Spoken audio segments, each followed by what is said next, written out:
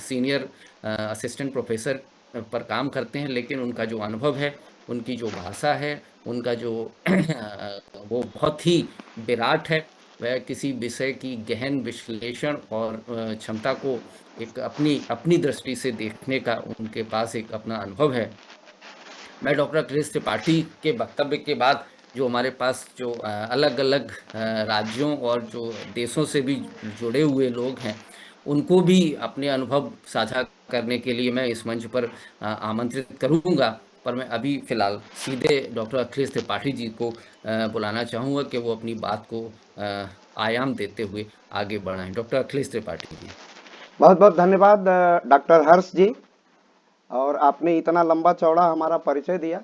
मैं एक सामान्य सा कार्यकर्ता हूँ और जो मेरी एक लोक दृष्टि है और देखने की सामान्य समझ है, उसी के अनुसार मैं अपना विषय वस्तु रखूंगा। एक निवेदन करूंगा कि doctor Rishikesh Singh, doctor Udaybhan Singh, doctor Vivek Mani Tripathi ji और राजीव रंजन जी, इन सब का वक्तव्य हम सबके लिए बड़े महनीय होगा। तो इनकी जरूर टिप्पणियां जो हमारे साथ जुड़े हुए हैं इनका होगा। तो मैं प्रारंभ करता हूं। इस विषय को मैंने ही रखा था बहुत विमर्श के बाद भाई साहब के साथ कि कुंभ प्रयागराज में है और प्रयागराज का भव्य दिव्य भव्य महाकुंभ का आध्यात्मिक, लौकिक और आर्थिक महत्व क्या है। भारत एक अत्यंत प्राचीन देश है और ये हजारों करोड़ों वर्ष पुराना राज्य है, देश है, और उसी संदर्भ और परिप्रेक्ष्य में हमें अपनी बात रखनी पड़ेगी। तो जैसे ही हम प्रयागराज के दिव्य भव्य महाकुंभ की चर्चा करते हैं तो इसका एक अतीत पौराणिक कथाओं से जुड़ता है। हमारी पौराणिक कथाओं में देवताओं और असुरों के बीच समुद्र मंथन हुआ था और यह मंथन अमृत प्राप्त करने के लिए हुआ था, जिसे अमरता का प्रतीक माना जाता था। यह उसका एक स्थूल महत्व है। अब इसकी सूक्ष्मता पर हम धीरे धीरे आएंगे। कभी कभी आपको लगेगा कि विषय को मैं बहुत गहरे रूप से रेखांकित करने का प्रयास कर रहा हूं, लेकिन मेरी प्रस्तुति इस स्वरूप में होगी कि वह बात आप सब श्रोताओं के मध्य प्रेषित हो जाए, वहां तक बात आपके मस्तिष्क तक मेरे शब्द पहुंच जाए। पौराणिक कथा के अनुसार ऋषि दुर्वासा, जो बहुत ही क्रोध के ऋषि माने जाते हैं, उन्होंने देवताओं को श्राप दिया था और इस श्राप के कारण देवताओं में एक उग्रता आ गई थी, उग्र हो गए थे। और जब देवता उग्र हो गए थे तो असुरों ने भी अपनी सामर्थ्य शक्ति एकत्रित की और फिर देवताओं को परास्त कर दिया था इस युद्ध में। यहीं से इसका प्रारंभ होता है। पराजित देवता भगवान विष्णु के पास गए, तब भगवान विष्णु ने समुद्र मंथन के लिए देवताओं को परामर्श दिया था और यहीं से देवता, जब समुद्र का मंथन हुआ, ये सब कथा है, पौराणिकता है, लेकिन उसकी एक अर्थवत्ता है, एक महत्वपूर्ण उसका स्वरूप है, उसका अर्थ है। तो अमृत प्राप्ति करने के लिए देवताओं के साथ असुरों का सहयोग लेना आवश्यक हो गया। तो हमारी दो प्रवृत्तियां होती हैं, एक सद की प्रवृत्ति होती है, एक असद की प्रवृत्ति होती है, एक सकारात्मक प्रवृत्ति होती है और एक नकारात्मक प्रवृत्ति होती है। तो यह समुद्र मंथन की जो अर्थवत्ता है, जो उसकी प्रतीकात्मकता है, यह बताती है कि संसार के परिचालन के लिए जितनी आवश्यकता सकारात्मक ऊर्जा की होती है, उतनी नकारात्मक ऊर्जा की होती है, क्योंकि सकारात्मकता अपना अस्तित्व तभी निर्धारित कर पाएगा जब नकारात्मकता उसके समानांतर अस्तित्व में विद्यमान रहे।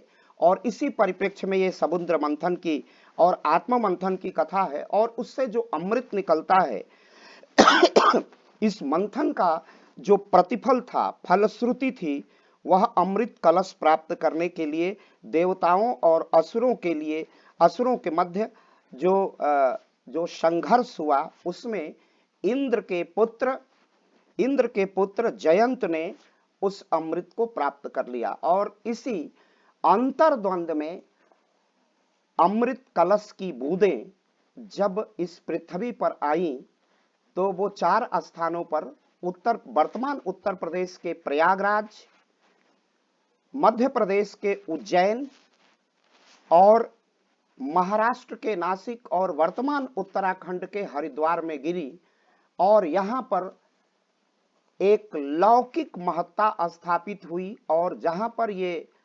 मंथन की बूंदें गिरी थी उससे यहाँ पर एक उत्सव का प्रारंभ हुआ।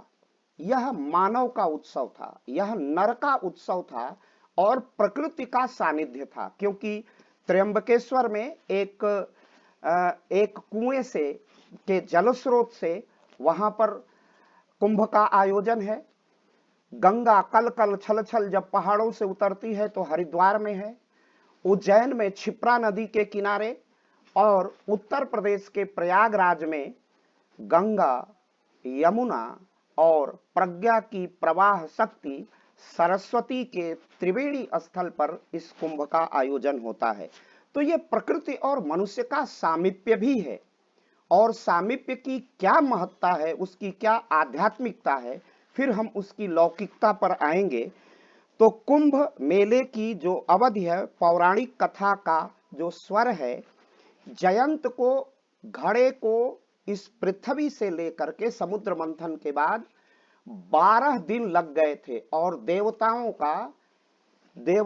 का एक दिन 1 वर्ष के बराबर होता है, पृथ्वी के 1 वर्ष के। तो ये 12 वर्ष व्यतीत हो गए कुंभ को, उस कलश, अमृत कलश को स्वर्ग में ले जाने में। और यहाँ स्वर्ग और पृथ्वी की जो परिकल्पना है वह देवत्व, सत्य और असत की ही परिकल्पना है, वह तमस और देवत्व की परिकल्पना है। तो इस 12 वर्ष में यह समय लगा, एक, जैसा मैंने कहा कि देवताओं का एक दिन 1 वर्ष के बराबर है, तो हम लोगों ने उसकी परिकल्पना, उसका जो परिमाण, जो उसकी गणना हुई, परिमाणन हुआ, उसके अनुसार प्रत्येक 12 वर्ष में कुंभ का आयोजन होने लगा। इसीलिए कुंभ 12 वर्ष के अंतराल पर मनाया जाता है, और यह अंतराल इन चारों में आता है और यह चक्रीय क्रम बन जाता है। तो महाकुंभ केवल एक धार्मिक आयोजन नहीं है, यह आस्था, संस्कृति, परंपरा का भी संगम है। महाकुंभ, अब खगोलीय घटना की दृष्टि से देखें तो बृहस्पति अपने वृत्त में, अपने ऑर्बिट में 12 वर्ष पर अपनी एक यात्रा पूरी करता है, तो कुंभ आता है। और बृहस्पति की जो पूरी यात्रा होती है वह 144 वर्ष में बृहस्पति अपने ऑर्बिट में पूरी तरह घूमता है, तो 144 वर्ष पर यह महाकुंभ आता है। तो पूज्यपाद गोस्वामी तुलसीदास ने कहा था कि माघ मकरगति रवि जब होई, तीरथ पतहि तीरथ पतहि आव सब कोई, देव दनुज किन नर नर श्रेणी, सादर मंजहि सकल त्रिवेणी। ये पूज्यपाद तुलसीदास जी ने उस खगोलीय गणना के साथ इस लौकिक महोत्सव और अमृत तत्व की प्राप्ति के बाद उसकी क्या लौकिकता है, लोक जीवन में उसका क्या महत्व है, तो यह लोक जीवन में उसकी महत्ता के लिए प्रयागराज में, जिसका वर्णन ही नहीं किया जा सकता है, भगवान श्री राम के मुखार बिंदु से पूज्यपाद गोस्वामी जी ने ये पंक्तियां कहलवाई हैं, क्योंकि संपूर्ण रामचरित मानस की कथा संवाद शैली में है, और संवाद की यह कथा, यही प्रयागराज का पहला संवाद पूज्यपाद गोस्वामी तुलसीदास जी याज्ञवल्क्य और भारद्वाज के मध्य आयोजित करते हैं, जो पवित्र त्रिवेणी के तट पर आश्रम था, यहाँ से प्रारंभ होता है। जब उसको हम आधुनिक काल, ये पौराणिकता के बाद जब हम निकलते हैं तो आधुनिक कालखंड में आदि शंकराचार्य, जो 788 में जिनका जन्म हुआ था, अर्थात 8वीं शताब्दी में अद्वैत वेदांत के दर्शन के जो प्रवर्तक हैं, उन्होंने यहाँ पर जो नास्तिक परंपरा थी, जो अपने आत्म तत्व में विश्वास नहीं करने वाली, ये एक विशिष्ट परंपरा बन गई थी, क्योंकि भारत लगातार आक्रांताओं से भी अपलावित हो रहा था। तब आदि शंकराचार्य ने भारत में आत्म मंथन की एक नवीन परंपरा का प्रारंभ किया, और उन्होंने 4 मठ बनाए, जिसमें ज्योतिष पीठ केदारनाथ में, बद्रीनाथ में है, श्रृंगेरी पीठ, द्वारिका पीठ और शारदा पीठ जो पुरी में है, के माध्यम से 4 मठ और 4 अखाड़ों के माध्यम से इस महत्वपूर्ण मेले के आयोजन को बिल्कुल आध्यात्मिकता से लौकिकता की ओर, जन की ओर अभिमुख कर दिया, केंद्रित कर दिया। आदि शंकराचार्य ने नदियों के महात्म्य को स्थापित किया। ये बहुत बड़ी चीज थी। इस संदर्भ में मैं यहाँ कहूंगा कि जब मानव पृथ्वी पर अवतरित होता है, चाहे वो आर्यावर्त की धरती पर आया हो या विश्व के किसी भी कोने पर, जब भी उसका आविर्भाव हुआ है, ईश्वर की क्या संरचना है कि जो मनुष्य की 2 मौलिक चीजें हैं, भूख और प्यास, उसका प्रबंधन प्रकृति ने पूर्व में ही कर दिया था। नदियों में पानी, झरनों में पानी, पहाड़ों पर पानी, जो ग्लेशियर्स थे। तो ये प्रकृति की सहज नैसर्गिक उपलब्धता थी। उसी महत्ता को आदि शंकराचार्य पुनः नदियों के माध्यम से स्थापित करते हैं और अपने 2 महत्वपूर्ण ग्रंथ लिखते हैं। देखिए, वो भी प्रकृति की उपासना है, प्रकृति की साधना है और प्रकृति की आराधना है। क्योंकि प्रकृति संरक्षित है तो जीव मानव संरक्षित है। तो उन्होंने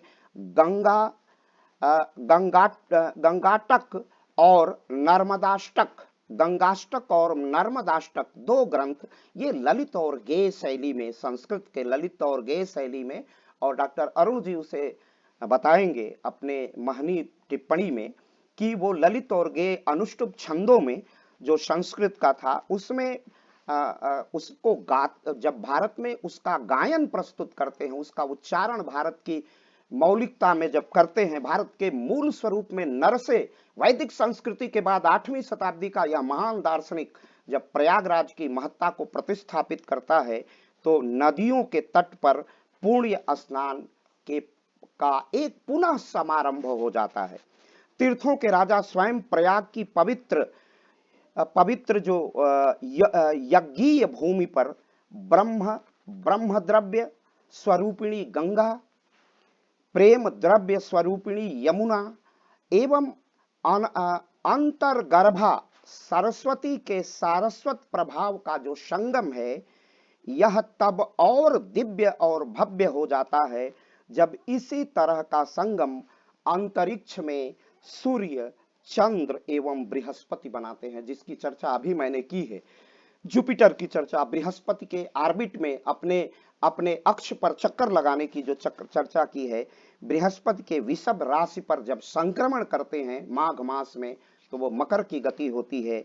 और तब माघ मकर गति रवि जब होई, तीरथ पतहि आब सब कोई, देव दनुज की नर नर श्रेणी, सादर मंजहि सकल त्रिवेणी। और तब ये प्रयागराज का महान आयोजन ये त्रिवेणी के संगम पर, गंगा के संगम पर, यमुना के तट पर आयोजित होता है। अनादि तीर्थ संगम है, जहां सित यानी धवल गंगा और असित मतलब श्याम वर्णा यमुना, यहाँ स्नान करने वाले मोक्ष प्राप्त कर लेते हैं। अब हम लोग मोक्ष पर आएंगे। तो भारत में जिस प्रकार देवताओं ने अमृत प्राण किया, जिस प्रकार देवताओं को अमृत तत्व की प्राप्ति है, पितरों को स्वधा पूर्वक हम जल प्रदान करते हैं, जल का तर्पण करते हैं, जलांजलि देते हैं। ये हमारी ऋण परंपरा है, ऋषि ऋण, मातृ ऋण, देव ऋण, पितृ ऋण। तो उसी में जब हम जल का स्वधा उनको देते हैं, जल प्रदान करते हैं, नागों को भी स्वधा प्राप्त होता है, उसी प्रकार गंगा जल मनुष्यों को प्राप्त होता है। ऐसा हमारे वेदों और शास्त्रों में चर्चा है। और कहा गया है कि अगर 1,000 अश्वमेघ यज्ञ हो, 1000 अश्वमेघ, 100 वाजपेयी यज्ञ हो, तब एक प्रदक्षिणा इस पृथ्वी की लगाई जाए, उतना एक बार कुंभ स्नान से हमें पुण्य प्राप्त हो जाता है, पुण्य अर्जित हो जाता है। अब हम अपने उद्बोधन के क्रम में हम बताएंगे कि ये पुण्य देवताओं के पुण्य अर्जन में और नर के पुण्य अंजन में क्या भिन्नता है, क्या सामीप्य है और किस लिए इसको दुर्लभ प्रयागराज को बना देता है पूरे जहां जहां कुंभ लगता है, और विशिष्ट रूप से प्रयागराज को। प्रयागराज का कुंभ निराकरण की भूमि है, यहाँ समस्याओं का निराकरण होता है। आदि शंकराचार्य अधार्मिकों द्वारा जो नास्तिकता फैलाई गई थी उसी का निराकरण करके पुनः वेद प्रमाण्य की स्थापना की है, वेदों की प्रामाणिकता की स्थापना की है। मंडन मिश्र को पराजित करके पूरे विश्व के नास्तिक संप्रदाय को परास्त करके आदि शंकराचार्य अपना अंतिम वक्तव्य और पाथे इसी प्रयाग की पुण्य भूमि पर प्रस्तुत करते हैं। तो पुनः वेदों की प्रतिस्थापना कुंभ भारत की इसी माध्यम से आदि शंकर ने कुंभ की भारत की एकता का ताना बाना भी स्थापित किया, हमारी राष्ट्र की एकात्मकता को एक नवीन दिशा दी, एक नवीन आयाम दिया। गंगा का अर्थ ज्ञान है, यमुना का अर्थ भक्ति है और सरस्वती अपनी अर्थवत्ता में साक्षात प्रत्यक्ष होती हैं, अर्थात भारत की प्रज्ञा शक्ति का जागरण ही सरस्वती का जागरण है। यह अद्भुत और अपूर्व है। भारत की संस्कृति और सभ्यता एवं ज्ञान परंपरा धर्म, अर्थ एवं काम मोक्ष की परंपरा है। धर्म पहले आता है, धर्म अर्थ, काम और मोक्ष। धर्म के अनुरूप ही अर्थ होगा, धर्म के अनुरूप ही काम होगी, सांसारिकता का संचालन होगा एवं मोक्ष भी धर्मानुकूल होगा। यह भारतीय दर्शन का पुरुषार्थ है। मनुष्य की खोज एवं उसके लक्ष्य का निर्धारण भारत की धरती पर हुआ है। भारत में मनुष्य का लक्ष्य निर्धारित किया गया है कि ब्रह्म में विलीन हो जाना ही मनुष्य का धर्म है। दुनिया की किसी सभ्यता और संस्कृति में मनुष्य का उद्गम और मनुष्य के प्रस्थान की परिचर्चा नहीं की गई है। अस्तो मां सदगमय, तमसो मां ज्योतिर्गमय, मृत्योर्मा अमृतगमय। मृत्यु से अमरत्व की जो महायात्रा है वह केवल भारत की सभ्यता और संस्कृति की श्रुति परंपरा का शिक्षण कार्य है, और इसीलिए हम विश्व को कुटुंब और विश्व शांति की उद्घोषणा करते हैं। मोक्ष अर्थात, और यही मोक्ष की जो मोक्ष है वह अमृत तत्व की प्राप्ति है, वह अमृत प्राप्त करने की आकांक्षा है। पुराण, इतिहास, परंपरा, धर्म, अनुष्ठान और मंथन अमृत पान की ही अभिलाषा के निमित्त भारत की ऋषि एवं ऋषिका परंपरा में दिखाई देता है। समाज की दोनों शक्तियां क्रमशः नकारात्मक शक्ति एवं सकारात्मक शक्ति अमृत की अभिलाषा रखती हैं।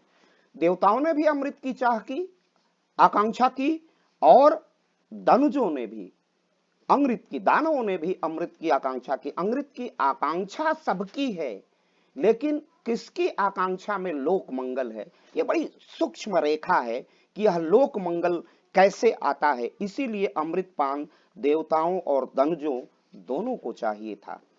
अमृत तत्व की अवधारणा भारतीय आर्ष परंपरा में महत्वपूर्ण स्थान रखती है। आर्ष परंपरा सत्य आत्म परिष्कार की प्रक्रिया है। आर्ष परंपरा वेदों में निहित है। आर्ष परंपरा भारतीय संस्कृति एवं धर्म का मूल है।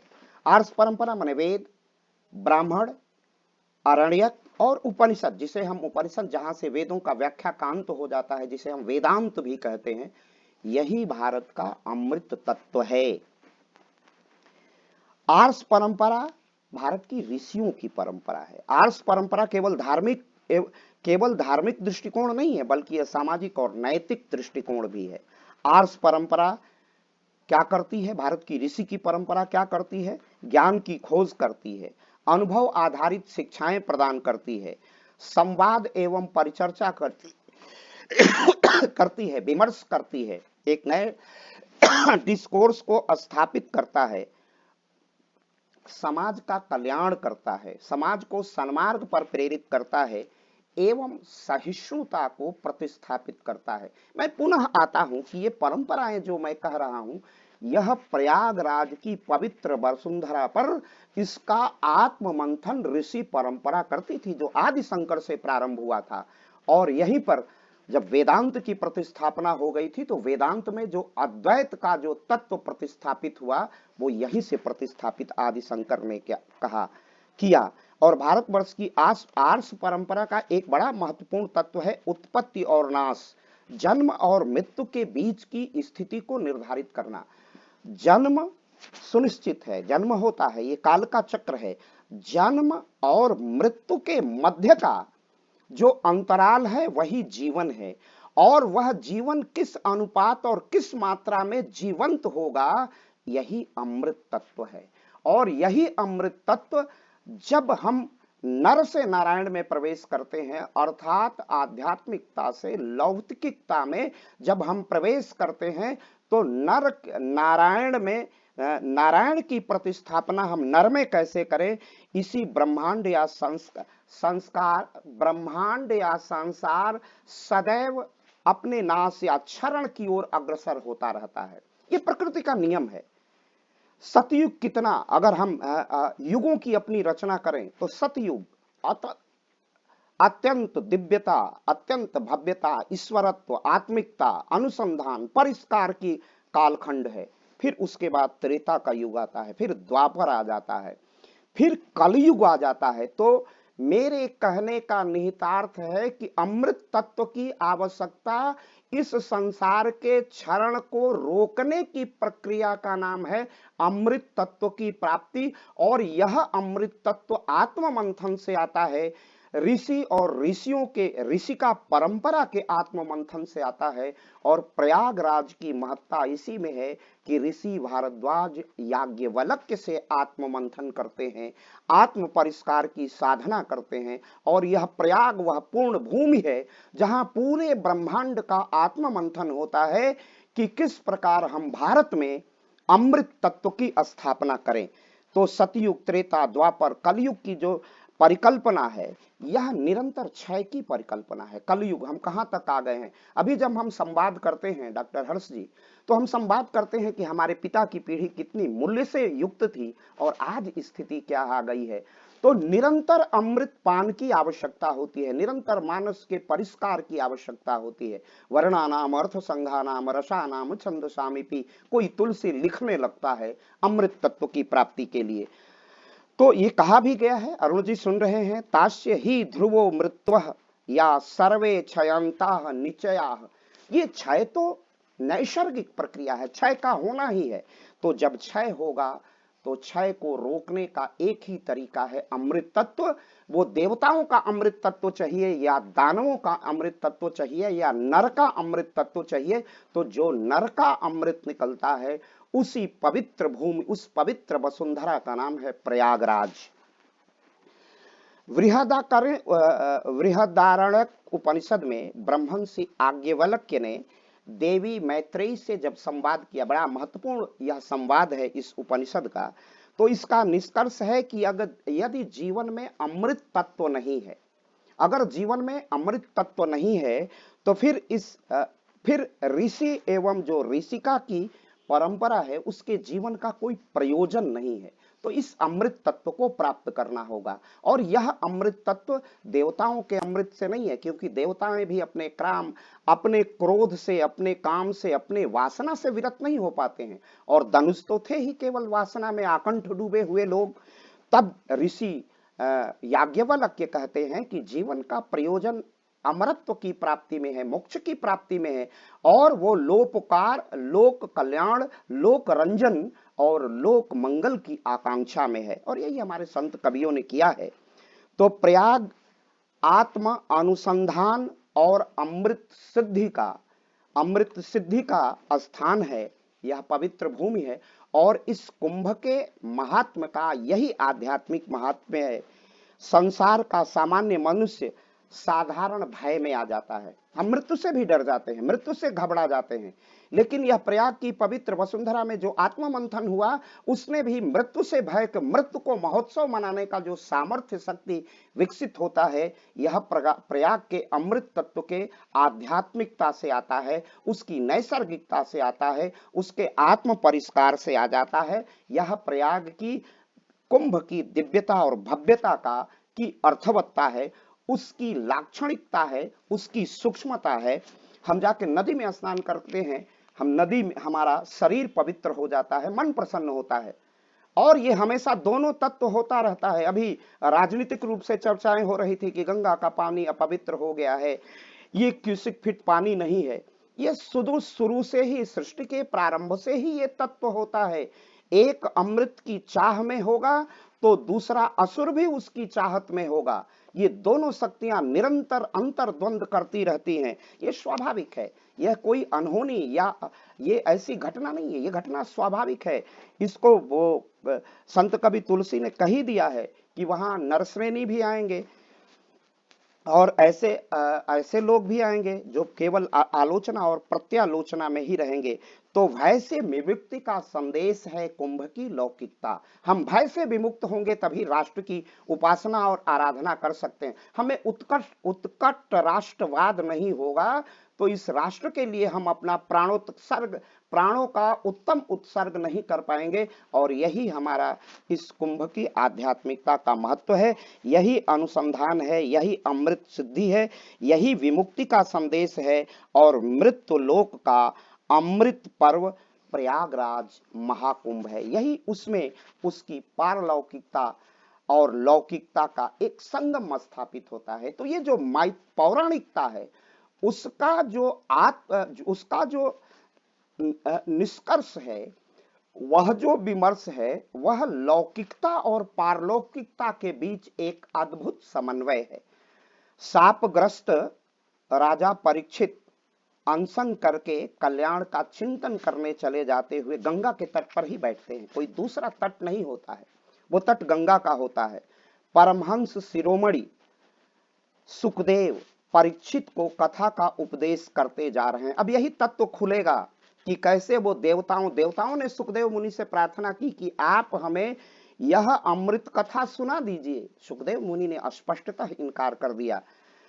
परमहंस शिरोमणि सुखदेव परीक्षित को कथा का उपदेश करने जा रहे हैं। उस विज्ञान रूपिणी कथा का समाचार देवतागणों को भी प्राप्त, ये लाक्षणिकता हो सकता है, देवतागण को भी प्राप्त होता है ये सूचना। और वह वहां अमृत कलश लेकर उपस्थित हो जाते हैं और कहते हैं कि उस कथा का पान कराइए सुखदेव मुनि, यह वही अमृत है जो समुद्र मंथन से पाया गया है। और एक असुर जो राहु, आप जानते हैं उस पौराणिक कथा को, समेत देवतागण जिसका पान कर चुके हैं, वो पुनः सुखदेव मुनि से इस लौकिक कथा को कैसे पारलौकिकता और लौकिकता में परिवर्तित होती है, यही कुंभ का विशिष्ट महत्व है। यहाँ देवता भी, जब मैं ये तो नहीं कहूंगा कि आत्मसमर्पण की मुद्रा में है, लेकिन जब हम श्री सुखदेव मुनि से देवतागण प्रार्थना करते हैं कि ये महाराजा परीक्षित की आसन्न मृत्यु सन्निकट आ गई है और परीक्षित को समुद्र से जो उत्पन्न अमृत पिलाकर अभय प्रदान कीजिए, इसके बदले में हम देवताओं को, और कहते हैं परीक्षित को ये प्रस्ताव दिया जाता है सुखदेव मुनि के माध्यम से कि मुनिवर, हम अमृत पिला देंगे परीक्षित को, उसे अमर कर देंगे, लेकिन उसके बदले में आप मुझे श्रीमद् भागवत की कथा सुना दीजिए, उसका रसास्वादन करा दीजिए। अब श्रीमद् भागवत महापुराण के महत्व में उपस्थित जो स्कंद पुराण है, जो उसका स्कंद है, स्कंद में कहा गया है, पुराण स्कंद में लिया गया है। सुखदेव मुनि ने देवताओं के आग्रह को अस्वीकार करते हुए कहा है कि सागर का जो अमृत है, जो मंथन से निकला है, और कथा का जो अमृत है, भागवत कथा का, जो लौकिक कथा का, अर्थात मनुष्य का ब्रह्म में विलीन होना, अहम ब्रह्मास्मि की जो कथा है, उसमें अंतर क्या है कि एक कांच है, जो कांच और मणि में भेद होता है, तो जो अमृत कलश है वो कांच है, और जो प्रभु की कथा है, जो अमृत तत्व है, जो इस संसार में रहते हुए असंसारी हो जाने की प्रक्रिया है, मृतकों का महोत्सव मनाने की प्रक्रिया है, मृत्यु से अमरत्व की ओर जाने की प्रक्रिया है। जो मृत्युंजयी है, जो मृत्युंजय है, उसका वही भेद है। मृत्युंजय, सांसारिकता का जो मृत्युंजय है वो मणि है, और देवताओं का जो अमृत है वह कांच के सदृश है, ऐसा सुखदेव मुनि स्थापित करते हैं। यही इस कथा का रहस्य खुल जाता है। सुखदेव मुनि ने देवताओं के आग्रह को अस्वीकार कर देते हैं और देवताओं को कथापान भी नहीं कराते हैं। सुखदेव मुनि के अनुसार अमृत पान और कथामृत पान की करने की पात्रता देवताओं में नहीं थी, क्योंकि देवता राग द्वेष से विमुक्त नहीं हो पाए थे। और मनुष्य तो मनुष्य है, वो देवत्व नहीं है, उसमें देवत्व की प्रतिस्थापना नहीं है। मनुष्य अपने साधना से देवत्व को ग्रहण करता है। तो प्रयाग की वह पवित्र भूमि का संदेश है मनुष्य का देवत्व स्वरूप ग्रहण करना, मनुष्य का देवत्व स्वरूप प्राप्त करना।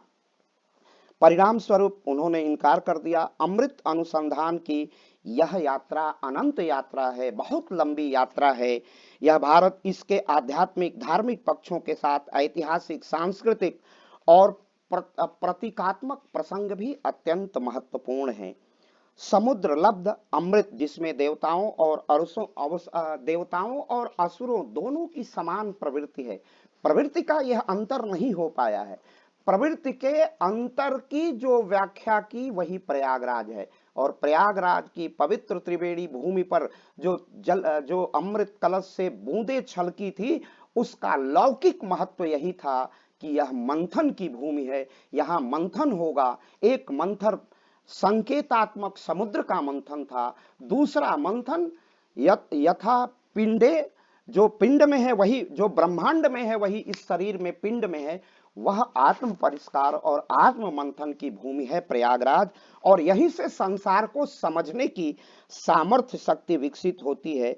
प्रयागराज का अमृत तत्व समुद्र तत्व से भिन्न तत्व ज्ञान रूप अमृत तत्व के द्वारा जिस अमृत तत्व की सिद्धि प्राप्त होती है, जिसमें देह से अतीत होकर बुद्धि, इंद्रिय, मन, प्राण से परे जाकर परमानंद का अनिर्वचनीय शाश्वत स्वरूप प्राप्त संभव है, वह यही संभव है, यह दूसरे जगह संभव नहीं है।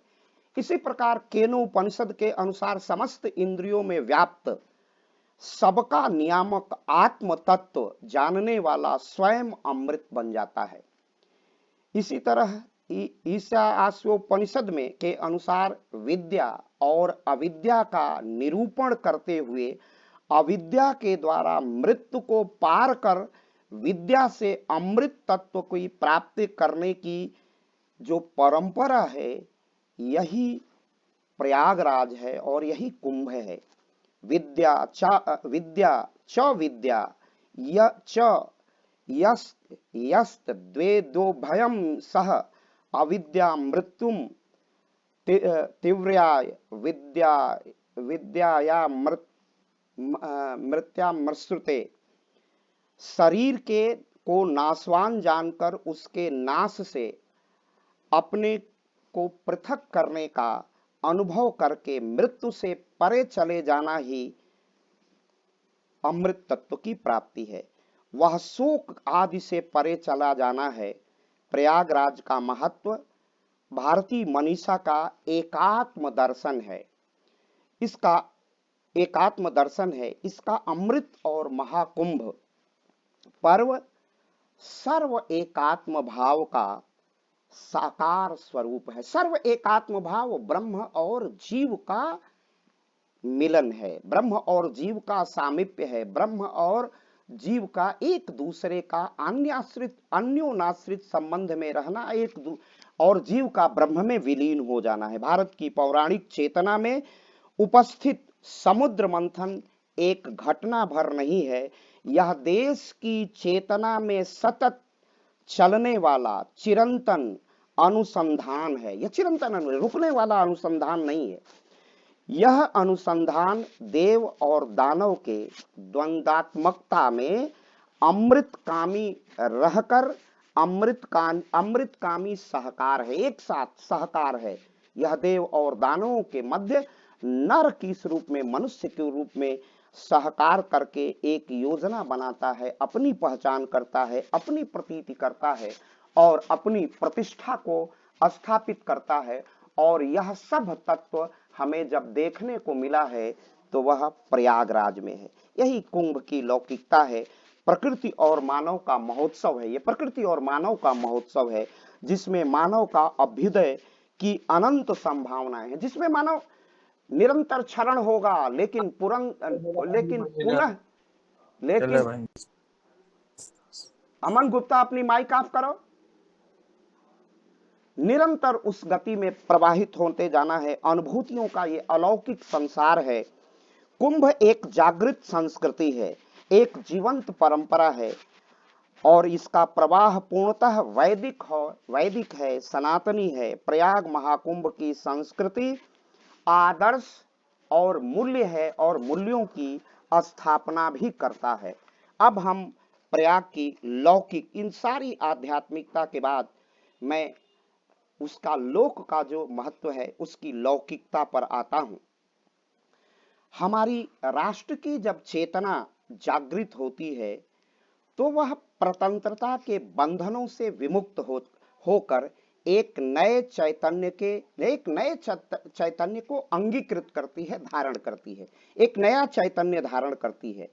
राष्ट्र की चेतना जब जागृत हो जाती है, और यह कालखंड राष्ट्र की चेतना के जागरण का कालखंड है, जो वैदिक काल से चला आ रहा हो, जो सनातन चला आ रहा है, जो समाप्त नहीं होता है, जो अनंत है। उसी जब स्वतंत्रता के, कभी कभी जब वह स्वतंत्रता के बंधनों को या देवी सर्वभूतेषु करके मिटाता है, तब वह बंधन को तोड़ता है तो एक नया चैतन्य, एक नए विहान को ग्रहण करता है। विवेकानंद ने भी कहा था, यह तुम्हारी मृत्यु नहीं थी, यह तुम्हारे कमलवत नेत्रों का विश्राम था, ताकि एक तुम सुंदर विहान का दर्शन कर सको। महाकुंभ में राष्ट्र की इसी चेतना के दर्शन हुए हैं, जब 66.3 करोड़ लोग भारत के विभिन्न क्षेत्रों से, विदेशों से भारत में स्नान करने के निमित्त सनातनी आए हैं। महाकुंभ भारत की जागृत चेतना का इसी स्वरूप है, विराट स्वरूप है। एकता, समरसता, प्रेम का पवित्र क्षेत्र। यहीं पर प्रयागराज का श्रृंगेरपुर है, जहां भगवान प्रभु श्री राम निषाद राज गुह्य से मिलते हैं, जहां राम और निषाद राज का मिलन हुआ है। राम एवं निषाद राज का मिलन का प्रसंग भारत की सद्भावना और भक्ति का संगम है। अगर निषाद राज भक्ति है तो भगवान उस सद्भाव के प्रतीक हैं। आधुनिक युग में महाकुंभ उसकी लौकिकता में आते हैं तो आधुनिक युग में यह प्रोफेशनल मैनेजमेंट का ही एक सर्वश्रेष्ठ उदाहरण है।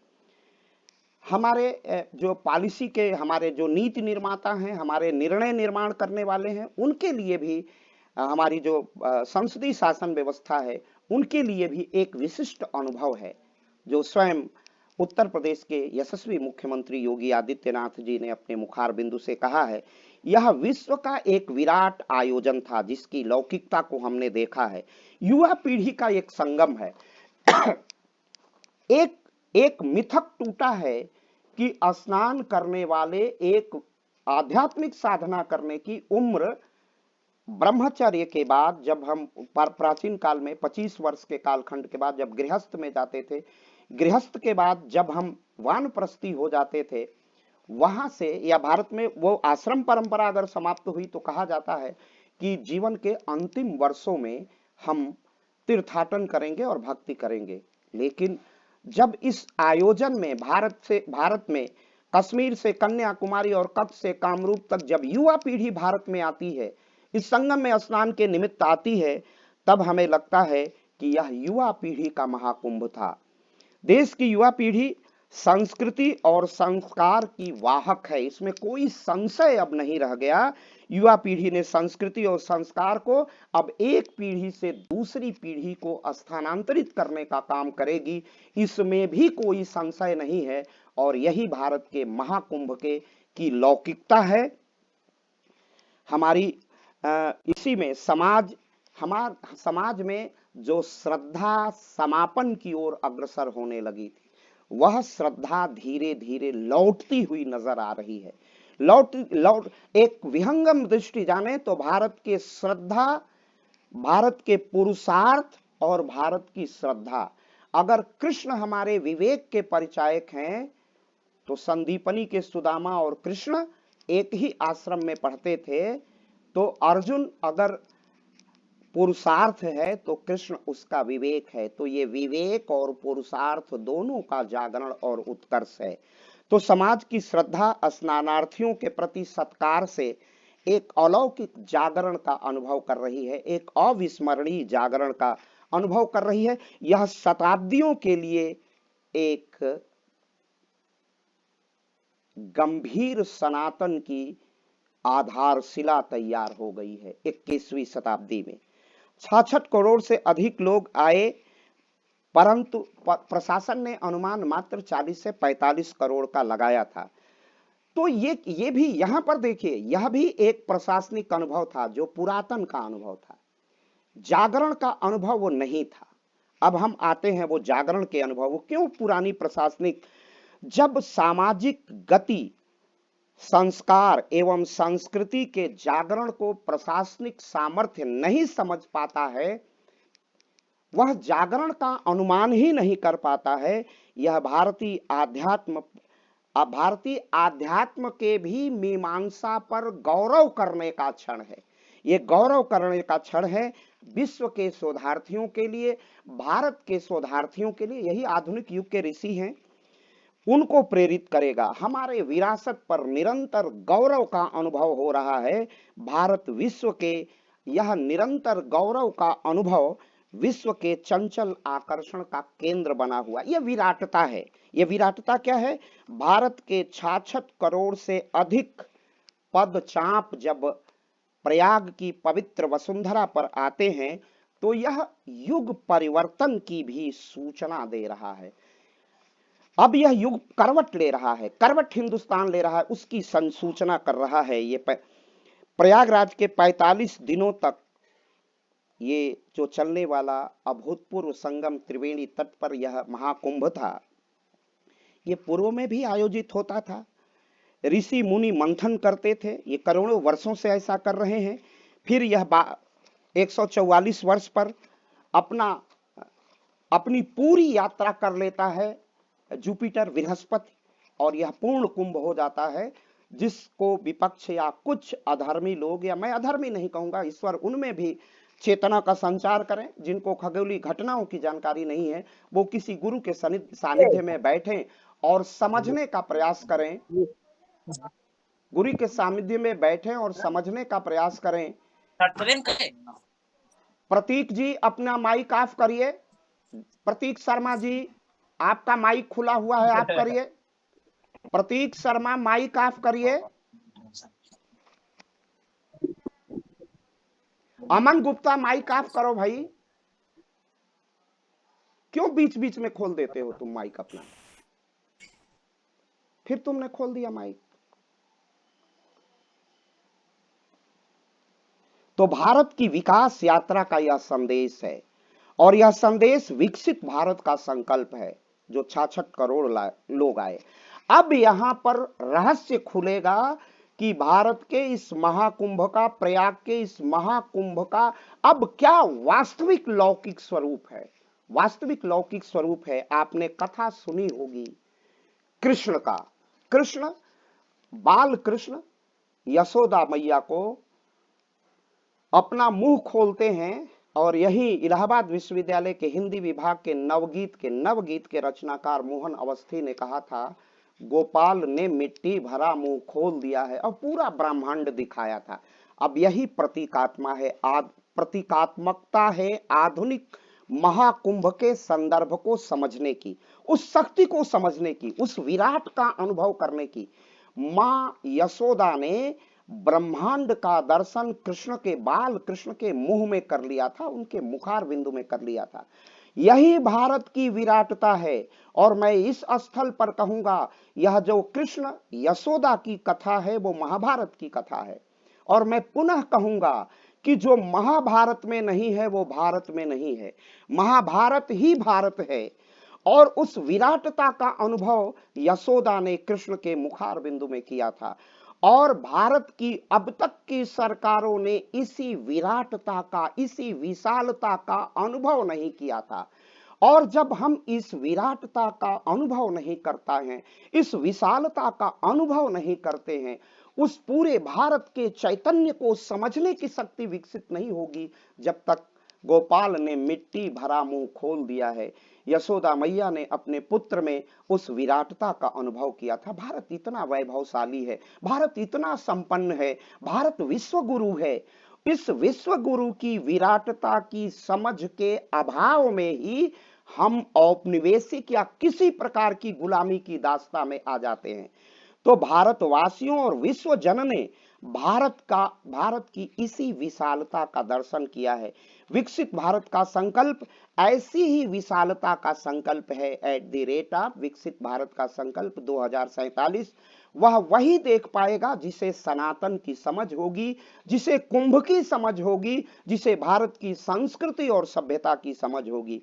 भारत का भक्ति आंदोलन जिसे आता है, भक्ति आंदोलन क्या, भारत का भक्ति आंदोलन भारत की संतों की शक्ति थी और त्रिवेणी उसी की शक्ति है। हमें उस भक्ति आंदोलन की शक्ति का एहसास का, भारत के भक्ति आंदोलन ने कश्मीर से कन्याकुमारी और कच्छ से कामरूप तक गांव गांव, वह जो भक्ति आंदोलन जो दक्षिण भारत से पुनः अपना पूर्ण स्वरूप और आकार ग्रहण करता है, भारत को एकात्मकता के स्वर में बांध देता है, वह भक्ति आंदोलन का स्वर हमें पुनः सुनाई देने लगा है, उसके पदचाप सुनाई देने लगे हैं। यह भारत की दिव्य और भव्य कुंभ की आध्यात्मिकता की लौकिकता है, आध्यात्मिकता का लौकिक प्रकटीकरण है। भारत का भक्ति आंदोलन अगर एक शक्ति है तो प्रयागराज महाकुंभ भारत के संतों एवं विशाल जनता के दर्शन की शक्ति है। 66 करोड़ जनता की शक्ति है। इन भुजाओं के गांव के गरीबों, गांव के गलियों, किसानों, नौजवानों की का पुरुषार्थ है, हमारे संतों का पुरुषार्थ है, जो हमें संगम पर दिखाई देता है, महाकुंभ में दिखाई देता है। भक्ति आंदोलन भारत की अगर प्रज्ञा शक्ति थी तो कुंभ भारत की प्रज्ञा शक्ति के जागरण का संदेश है और पूरे विश्व को यह बताना है कि हम क्या हैं और कैसे पुनः भारत का जागरण हो रहा है। समय महाकुंभ भारत की आत्मा के जागरण का भी प्रतीक बन गया है। समय विशेष कालखंड में स्वामी विवेकानंद, महर्षि अरविंद, महर्षि दयानंद, बिपिन बाल गंगाधर तिलक, वीर सावरकर ने यही कार्य किया था। भारतवर्ष को जगाने का प्रयास किया था। भारत को जगाने का यह महती प्रयास भी महाकुंभ के माध्यम से हुआ है। अब जाग उठा है, अंगड़ाई ले रहा है भारत। भारत को संचालित करने वाली सरकारों ने भारत की विशालता का दर्शन नहीं किया, परिणाम स्वरूप भारत की अपेक्षित प्रगति नहीं हो पाई थी। महात्मा गांधी ने भारत की विशालता का दर्शन किया और एक नेकेड फकीर ने, एक साधारण से व्यक्ति ने पूरे भारत को आंदोलित कर दिया, जगा दिया और पूरा राष्ट्र उसके पीछे चल पड़ा।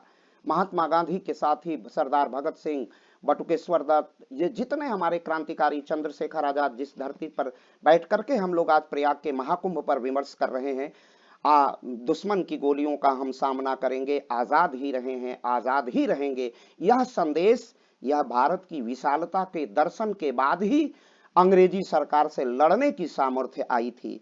यह जब जब संकुचित होगा भारत की विशालता, तब तक भारत कटेगा, भारत बटेगा, भारत छटेगा।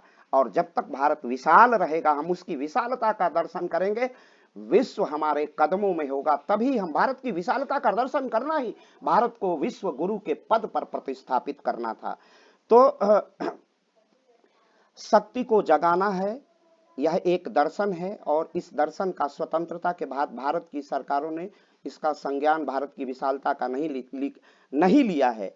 और भारत की जो जनता की शक्ति थी, जो दर्शन था, सर्वजन हिताय, बहुजन सुखाय, बहु कल्याणी, उस ओर हम उन्मुख नहीं हो पाए, उस ओर उतनी तीव्रता से हम नहीं पहुंच पाए। भारत की विशालता, भारत की विराटता की परिकल्पना किए बिना भारत की स्वतंत्रता की मानसिकता से विमुक्ति नहीं हो पाएगी। तब फिर औरंगजेब रोड रहेगा, तुगलक शाह रोड रहेगा, खिलजी रोड रहेगा। मियाँ बाजार, माया बाजार तभी बनेगी जब भारत की विशालता का हम दर्शन करेंगे। नाम परिवर्तन से कुछ लोग कहते हैं कुछ नहीं होता है। भारत की विशालता को देखिए, प्रयागराज को इलाहाबाद कर दिया गया था, वो वही मानसिकता थी जब हम भारत की विशालता के दर्शन नहीं कर पा रहे थे, भारत के उस महाकुंभ का दर्शन नहीं कर पा रहे थे।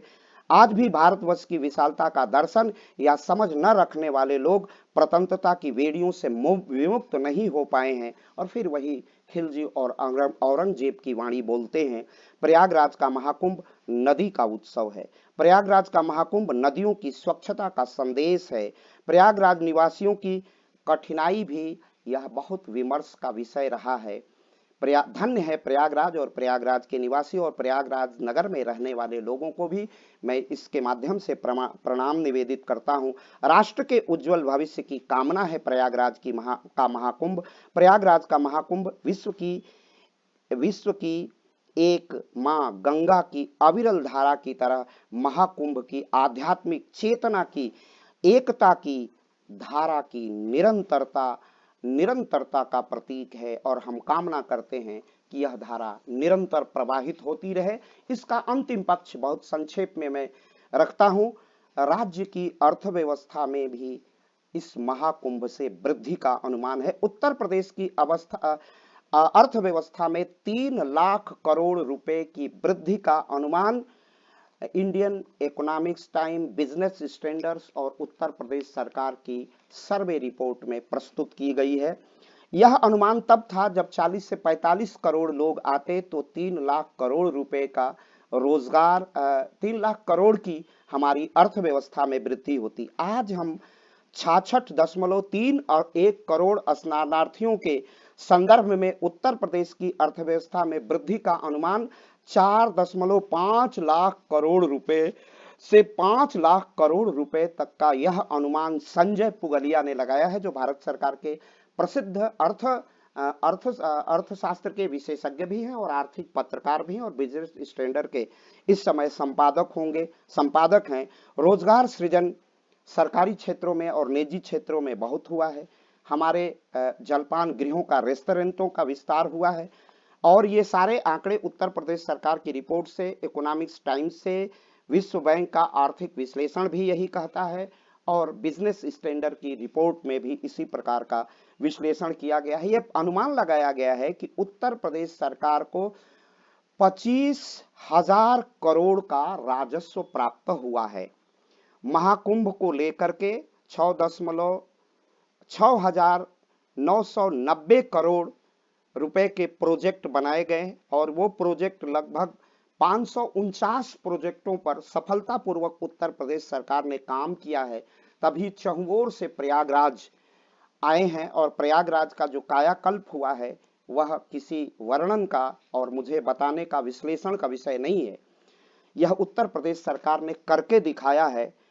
ह्वेंसांग ने 7वीं शताब्दी में प्रयागराज की आस्था, विश्वास और वाणिज्य के मेले के रूप में इसका उल्लेख किया है बहुत पहले से। हमारे लोक पहल के माननीय संयोजक डॉक्टर विजय सिंह जी भाई साहब कहते हैं कि ये टेम्पल इकोनॉमी शब्द ठीक नहीं है, ये टेम्पल इंटरप्रेन्योरशिप हो सकता है, यह फेस्टिवल इंटरप्रेन्योरशिप हो सकता है। फेस्टिवल यह हमारे तीर्थों की उद्यमिता है, हमारे महोत्सव की उद्यमिता है, यह हमारा स्टार्टअप है, यह हमारा बौद्धिक पुरुषार्थ, हमारा बुद्धि कौशल है। तो इस तरह हमारा 25,000 करोड़ का टर्नओवर है। पूजा सामग्री पर 5,000 करोड़ का हमें रोजगार में वृद्धि हुई है। 5,000 करोड़ का रोजगार केवल पूजा सामग्री से हुई है। डेयरी उत्पादन से 4,000 करोड़ हुआ है। फूल से 800 करोड़ का फायदा हुआ है। हॉस्पिटैलिटी में 6,000 करोड़, जो होटल और ये जितने जहां रैन बसेरे थे, रहने के थे, उसमें सरकारी तो बिल्कुल मुफ्त में था। केवल और केवल हम निजी क्षेत्र का फायदा है। सरकार को 1 वर्ष का राजस्व, पूरे सरकार का 1 वर्ष का राजस्व संपूर्ण उत्तर प्रदेश का गाजीपुर से गाजियाबाद तक यह 45 दिनों में प्राप्त हो गया। 1 वर्ष से अधिक का राजस्व ये अनुमान लगाया गया है कि ये प्राप्त हो चुका है और स्वयं स्वीकार ने किया है। 2019 का जो अर्धकुंभ था, जिसे हम लोगों ने कुंभ की संज्ञा दी थी उत्तर प्रदेश सरकार में, 1.2 लाख करोड़ रुपए का योगदान भारत की और उत्तर प्रदेश की अर्थव्यवस्था में हुआ था। फूलों का कारोबार एक अन्य अनुमान के अनुसार 2000 करोड़ रुपए का है। पूजा सामग्री मैंने कहा 5000 करोड़ की है। खाद्य सामग्री 4000 करोड़ की है। खाद्य तेल 1000 करोड़ रुपए का है। सब्जियां 2000 करोड़ की हैं। और इसी प्रकार जो गद्दे आदि हैं ये भी 5000 करोड़ के हैं। डेयरी का पहले भी मैंने बताया 4000 करोड़ का कारोबार है। हीटर एवं ब्लोअर पर भी 5000 करोड़ रुपए का रोजगार हुआ है। गंगा जल के लिए डिब्बा 60 करोड़ का रोजगार ये हुआ है, केवल डिब्बे बेचे गए हैं प्लास्टिक के। हॉस्पिटैलिटी पर मैंने भी बताया कि 3 से 4000 6000 करोड़ का हुआ है। ट्रेवल पर, जिसमें केवल ई रिक्शा और कार से 300 करोड़ रुपए का रोजगार हुआ है। नाविकों का रोजगार 50 करोड़ रुपए का हुआ है। और जीएसटी में भारत सरकार को, जो उत्तर प्रदेश और भारत सरकार सहकार करती है, राज्य की सरकारें, उस पर 150 करोड़ रुपए का जीएसटी प्राप्त हुआ है। तो ये हमारे दिव्य भव्य कुंभ का आध्यात्मिक, लौकिक और आर्थिक महत्ता थी। आशा है अपनी बात मैंने संप्रेषित की है और आप सबके लिए उपयोगी होगी। सभी को बहुत बहुत, श्रोताओं को बहुत बहुत नमस्कार। डॉक्टर हर्ष जी। बहुत बहुत धन्यवाद डॉक्टर अखिलेश त्रिपाठी सर।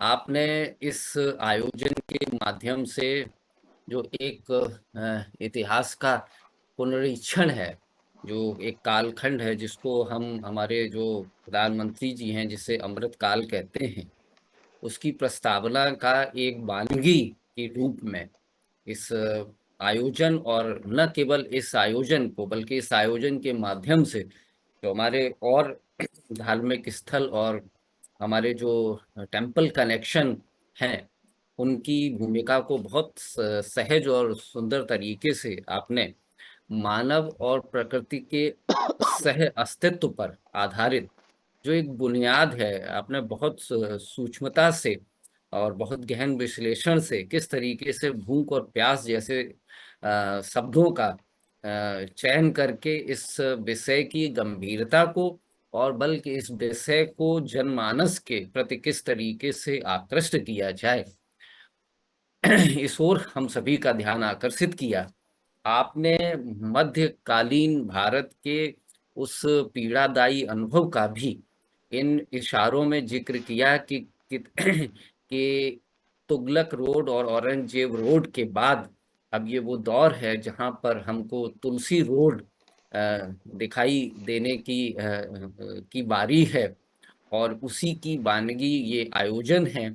और न केवल इस आयोजन को हम प्रयागराज तक ही सीमित माने। आपने अपने वक्तव्य के जो आखिरी अंश के रूप में इसकी जो अर्थव्यवस्था, जिसके आर्थिक सरोकारों की जो बात करी, उन सरोकारों से यह संदेश बहुत दूर तक गया है कि किस तरीके से भारत की जो अर्थव्यवस्था, जिसको हम आत्मनिर्भर अर्थव्यवस्था कह सकते हैं, उस आत्मनिर्भर अर्थव्यवस्था के कण कण में जो विद्यमान श्रम के विभाजन की जो बुनियादी और बने बनाए नियमों की जो व्यवस्था थी, उसको हमने जीवंत होते हुए इस आयोजन के माध्यम से देखा। उत्तर प्रदेश को ही अगर हम देखें तो उत्तर प्रदेश में प्रयागराज से जुड़े हुए जो बड़े शहर हैं, जो जिसमें से कुछ शहर गंगा के किनारे जैसे बनारस और मिर्जापुर का नाम लिया जा सकता है। एक और बड़ा शहर जो सरयू नदी के किनारे है, अयोध्या। और मंदाकिनी नदी के किनारे स्थित चित्रकूट। तो एक किस तरीके से एक कॉरिडोर, और जो 300 से 500 किलोमीटर का जो क्षेत्र है, जिसमें डॉक्टर अखिलेश त्रिपाठी जी ने बताया भी कि जितने प्रोजेक्ट लिए गए थे उसमें एक जो महत्वपूर्ण प्रोजेक्ट था गंगा एक्सप्रेसवे, जिसका निर्माण तय समय तक पूरा नहीं हो पाया। जब उत्तर प्रदेश इस यमुना वो गंगा एक्सप्रेसवे से जुड़ जाएगा, तब इसके परिणाम और भी कालिक होंगे। और ये आयोजन बहुत सारे इतिहास को समेटेगा, जिसकी जिसकी जो एक धरोहर के रूप में ये जो वर्तमान पीढ़ी है अपनी आगे आने वाली पीढ़ी को पहुंचाएगी। बहुत सुंदर व्याख्यान के लिए आपको पुनः बहुत बहुत बधाई। मैं इस वर्चुअल प्लेटफॉर्म के समृद्ध मंच पर उपस्थित हम सारे विद्वानों के भी मत को बिल्कुल जानना चाहेंगे। तो सर्वप्रथम मैं शुरुआत करूंगा प्रोफेसर उदय भान सिंह सर, जो हिमाचल केंद्रीय विश्वविद्यालय के दीनदयाल अध्ययन शोध संस्थान पीठ से आते हैं। बहुत संक्षिप्त में ही सही, उनकी तबीयत कुछ नासाज है जैसा कि उन्होंने जिक्र किया था, लेकिन जरूर हम उनकी बातों को सुनना चाहेंगे। प्रोफेसर उदय भान सिंह सर। धन्यवाद हर्ष जी। डॉक्टर अखिलेश जी जब विषय रखते हैं जो धारा प्रवाहिता होती है और विषय पर जो पकड़ होती है वो अद्भुत होती है। वो हम भी उससे प्रेरणा लेते हैं। आज महाकुंभ को लेकर के उनका जो व्याख्यान रहा और जिस प्रकार से उन्होंने महाकुंभ के लगभग सभी पहलुओं को उन्होंने छूते हुए उसका विश्लेषण किया और अंत में जाते जाते उन्होंने जो आर्थिक विश्लेषण किया और यह सिद्ध करने का प्रयास किया, सफलतापूर्वक प्रयास किया कि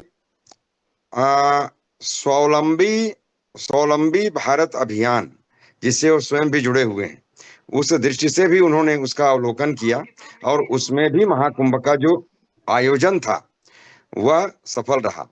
और एक खास बात जो रही कि इस महाकुंभ में न केवल देश के बल्कि विदेश के लोगों ने भी आकर के गंगा में गोते लगाए, यहाँ की संस्कृति के गोते लगाए और इस जो सांस्कृतिक जो महायज्ञ था भारत का, उसमें विश्व शामिल हुआ और उसे बहुत अच्छे ढंग से डॉक्टर अखिलेश जी ने अपनी वाणी से, अपने वक्तव्य से, अपने विश्लेषण के माध्यम से उसको प्रस्तुत किया।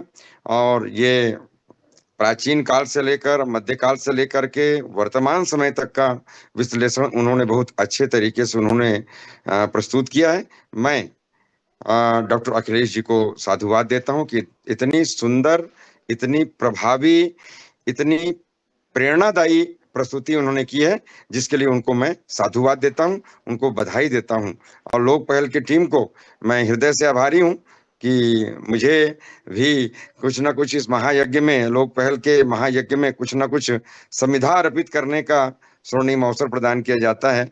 यद्यपि मैं उस योग्य नहीं हूं, किंतु फिर भी योग्य मान करके मुझको अवसर देते हैं। मैं आप सबका बहुत बहुत आभारी हूं। धन्यवाद जी, बहुत बहुत धन्यवाद प्रोफेसर उदय भान सिंह सर।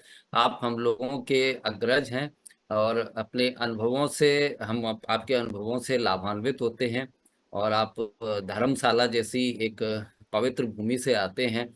निसंदेह आपका उपस्थिति हम सबके लिए उत्साहवर्धन का काम करता है और आपके शब्द शब्द हमारे अंदर ऊर्जा का संचार प्रेरित करते हैं। तो बहुत बहुत धन्यवाद डॉक्टर उदय भान सिंह सर। मैं इसी कड़ी में हमारे चीन में भाषा विज्ञान विश्वविद्यालय में सहायक आचार्य डॉक्टर विवेक मणि त्रिपाठी जी से भी चाहूंगा कि वह अपने अनुभव साझा करें, क्योंकि उनके अनुभव हमारे लिए और भी महत्वपूर्ण है, क्योंकि उन्होंने देश की जो भौगोलिक संरचना है उनके पास इस पार के भी अनुभव हैं और उस पार के भी अनुभव हैं। तो ये बहुत बड़ी उपलब्धि है। मैं जरूर चाहूंगा कि वो अपनी बात को साझा करें। डॉक्टर विवेक मणि बहुत बहुत त्रिपाठी जी। आभार सर। 20 घंटे की हवाई यात्रा के बाद मैं यहाँ पर पहुंचा चीन में 5 बजे। सोचा भोजन बनाऊं, फिर यार 4 बजे पहुंचा, फिर सोचा कि 5 बजे से सर का व्याख्यान है। तो आज मानसिक भूख को मैंने वरीयता दी कि पहले सर का वक्तव्य सुनकर मानसिक भूख को शांत किया जाए। और सर ने जिस तरह से बोला उसका मैं एक संदर्भ दूंगा। अभी इस यात्रा में मैं बीएचयू में गया था, महिला अध्ययन केंद्र में सामाजिक विज्ञान संकाय के व्याख्यान। तो वहां पे एक जो शोधार्थी थी वह आई और उसने कहा कि यदि महिलाओं को आत्म निर्भर हो बनना है तो पहले उन्हें चरित्रहीन बनना होगा। तो आप बताएं कि जो काशी हमारी है सांस्कृतिक राजधानी है, वो भी महामना की द्वारा स्थापित इस विश्वविद्यालय में जो जो मालवीय मूल्य अनुशीलन केंद्र वहां पर है, और उस नैतिक धरती पर भूभाग पर ये जो वामी लेखक हैं उन्होंने कितना विकृत कर दिया है कि जो हमारी संस्कृति नारी तू नारायणी कहती है, वह नारायणी कह रही है कि हमें चरित्रहीन होना होगा। तो कितनी विपरीत परिस्थिति से हम हमारी युवा पीढ़ी गुजर रही है और दिग्भ्रमित हो रही है। वैसी परिस्थिति में जो सर ने कहा कि जो हमारे यहाँ महाकुंभ है वह पुनः युवाओं को भी जोड़ेगा, हमारी सांस्कृतिक विरासत से हमारे युवाओं को जोड़ेगा और उनका परिचय भी कराएगा। तो ऐसी परिस्थिति में इसका जो आर्थिक महत्व तो सर ने समझाया ही, लेकिन मेरी दृष्टि से जिस तरह से सर ने कहा कि इसका सांस्कृतिक महत्व हमारे लिए बहुत अधिक है और विशेष रूप से युवाओं के लिए बहुत ही महत्वपूर्ण है, तो मुझे लगता है कि निश्चित रूप से हमें अभी इस महाकुंभ पर एक सर चलाना ही होगा। जैसे हम लोगों ने राम जी पर 3 माह तक हम लोगों ने चलाया था, तो इस पर चलाया जाए और विशेष कर युवाओं को इसे और जोड़ा जाए जिससे वे अपनी सांस्कृतिक विरासत से परिचित हों, जुड़ें। और जो हमारा मोदी जी का संकल्प है 47 का विकसित भारत, तो निश्चित रूप से हम अपनी सांस्कृतिक विरासत को पकड़कर आगे बढ़ेंगे, तभी हम उनके स्वप्न को साकार कर पाएंगे। बहुत बहुत आभार सर। धन्यवाद डॉक्टर विवेक मणि त्रिपाठी जी। आपने बहुत कम शब्दों में ही एक ऐसे ऐसे दृश्य का जिक्र कर दिया जो वाकई जिसके संरचनात्मक परिवर्तन के लिए और भारत को विकसित 2047 तक बनाने के लिए हम सभी के बहुत महत्वपूर्ण योगदान की आवश्यकता है। आपने इशारों में बहुत बड़ी बड़ी बातें कह दी और आपके शब्द हम लोगों के लिए बहुत महत्वपूर्ण है। मैंने पहले ही कहा था कि आपके अनुभव देश की जो भौगोलिक सीमा के इस पार के भी हैं और उस पार के भी हैं, तो निसंदेह आपका वक्तव्य हमारे लिए बहुत महत्वपूर्ण है।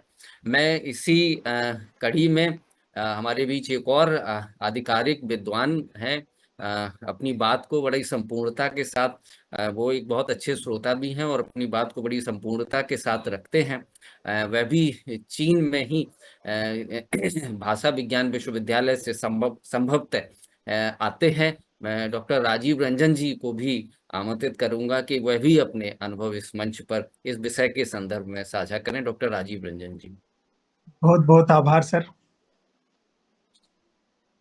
मुझे लगता है कि आज अखिलेश सर ने जो प्रयागराज की कुंभ की जो पौराणिकता से लेकर नवीनता तक जिस प्रकार से एक बहुत बड़े कैनवस में हर एक पक्ष को समाहित करने का प्रयत्न किया है और बहुत ही प्रामाणिकता से किया है, जिसमें उन्होंने पुराणों की कथाओं से लेकर जो कुंभ के संघर्ष रहे हैं और भारत के आम जनमानस का जो त्याग रहा है, जो समर्पण रहा है, वह आज तो हम फोन करके पता करते हैं कि हमारे परिजन कहाँ हैं, किस हालत में हैं, किस तरह ट्रेन ले रहे हैं। परंतु उस समय भी भारत के लोगों ने इस यात्रा को जारी रखा जब प्राकृतिक आपदाएं या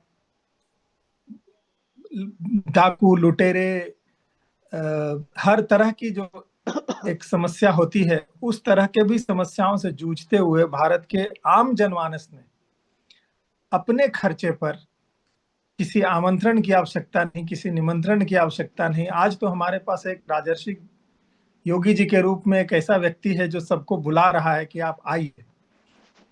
परंतु उस तरह एक कठिन समय भी भारत में जब लोगों ने परंपरा को जारी रखा, उसका बहुत सुंदर चित्रण अखिलेश सर ने किया।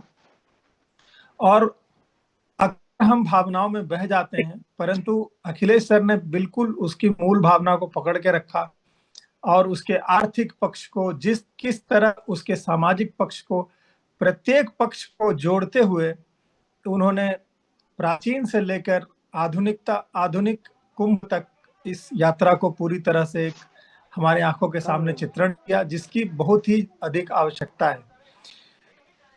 भारत के जो युवा हैं उनको जब तक अपनी संस्कृति पर गर्व नहीं होगा, अपनी परंपराओं पर गर्व नहीं होगा, तो वह बहुत आसान हो जाएगा उनको अपने मार्ग से भटकाना।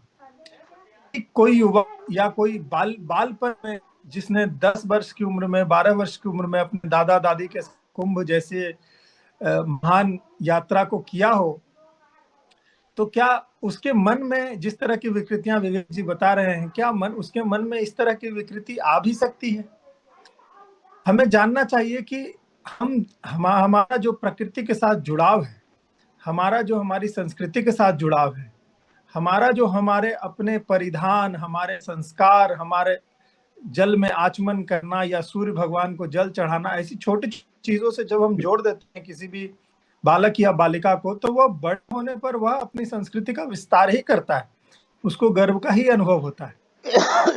और अखिलेश सर ने बिल्कुल इन सब हर एक छोटी छोटी बातों को जोड़ा और हम सबको एक तरह से पुनः कुंभ के एक बार दर्शन करवा दिए। उनका कहना भी बहुत प्रामाणिक है कि प्रयागराज में ही बैठे हुए हैं और प्रयागराज की ही सेवा कर रहे हैं। तो बहुत ही प्रामाणिक ढंग से और बहुत ही सुंदर तरीके से सर ने बात को रखा और मुझे लगता है कि हम सबको बहुत ही आनंद आया। मुझे तो बहुत ही आनंद आया क्योंकि मैं स्वयं भी कुंभ गया था। कुंभ क्षेत्र में बिल्कुल मोबाइल छोड़ के मैं 5 दिन रहा और बहुत संतों से मुलाकात किया।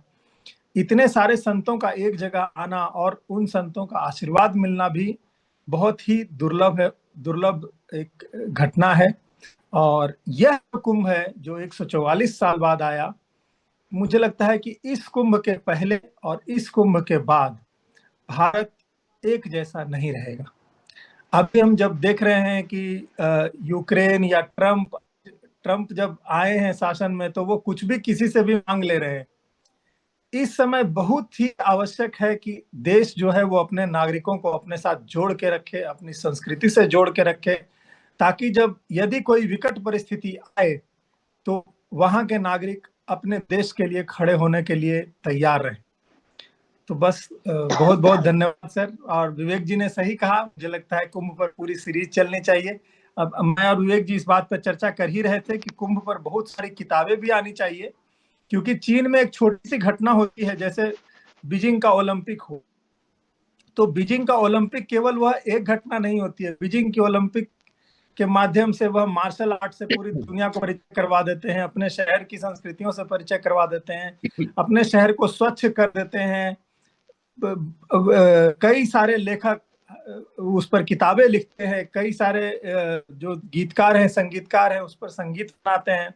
मैं जब छात्र के रूप में यहाँ पर था तो प्रतिदिन हमें बीजिंग ओलंपिक का एक गीत सुनाया जाता था। अभी भी गीत हमें याद है। कक्षा शुरू होने से पूर्व 15 मिनट पहले वह लगा दिया जाता था।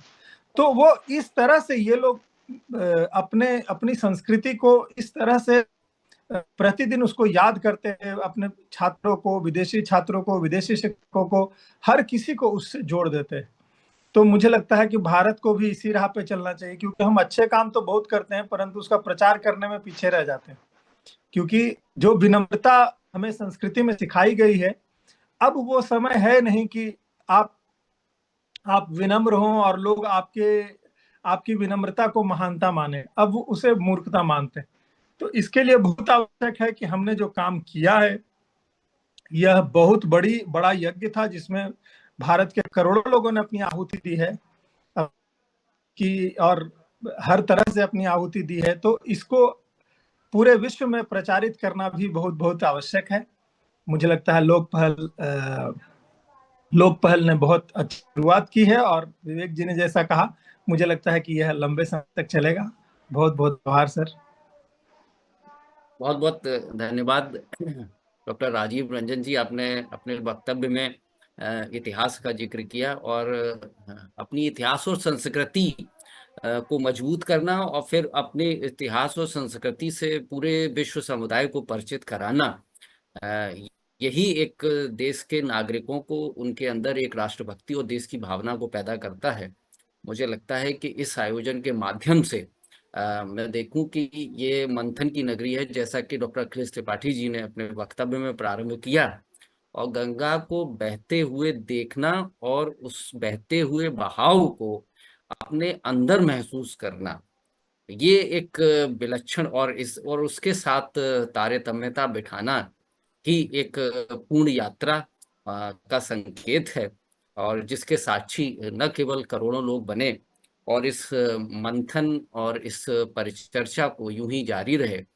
अगर मैं स्वयं प्रयागराज में उपस्थिति में देखूं तो ये लगभग तीसरे कुंभ के आयोजन में मेरी उपस्थिति रही, और मुझे बिल्कुल अतिशयोक्ति नहीं लग रही है कि अगर ये कहा जाए कि ये जो इस बार का जो आयोजन है वो एक सांस्कृतिक पुनर्जागरण का काल होगा। इसमें मुझे बिल्कुल अतिशयोक्ति नहीं लग रही है, और जिसके बड़े सुखद और ऐतिहासिक और एक धरोहर के रूप में परिणाम आएंगे। और जैसा कि डॉक्टर राजीव रंजन जी ने बताया कि किस तरीके से जब चीन में कोई आयोजन होता है तो कुछ कुछ इसी तरीके से 2019 से इस आयोजन के लिए बहुत सुसंगठित तरीके से उत्तर प्रदेश सरकार और उनके सहयोग से भारत सरकार ने इस दिशा में बहुत कई दिशाओं में प्रयास किए, जिसकी सफल परिणति एक उत्साह के रूप में और एक अपार जनसंख्या के समूह के रूप में देखने को मिली।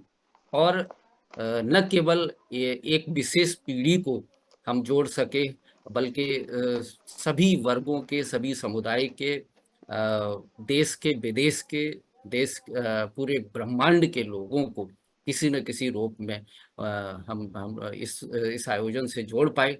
बहुत बहुत आभार आप सभी का। मैं अब इसी क्रम में मध्यकालीन इतिहास और किसी बात को जो पूर्णता प्राप्त होती है, वो इतिहास के पन्नों को एक बार खंगाल लेकर उसकी वो पूर्ण आहुति होती है। मैं इसी अनुक्रम में मध्यकालीन इतिहास विभाग इलाहाबाद विश्वविद्यालय से डॉक्टर भावेश द्विवेदी जी को आमंत्रित करूंगा कि वह अपनी मीमांसा के साथ धन्यवाद ज्ञापन प्रेषित करें। डॉक्टर भावेश द्विवेदी जी।